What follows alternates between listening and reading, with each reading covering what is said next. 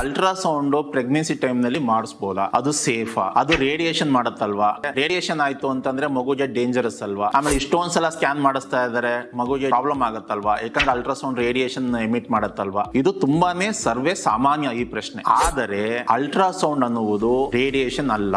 Ultrasound ಅನ್ನೋದು it's a sound wave with high frequency. And radiation ಎಲ್ಲಾಗತ್ತೆ ಅಂತಂದ್ರೆ ionising radiation ಇದ್ದಾಗ ರೇಡಿಯೇಷನ್ ಆಗುತ್ತೆ, ಅಯೋನೈಸಿಂಗ್ ರೇಸ್ ಇದ್ದಾಗ.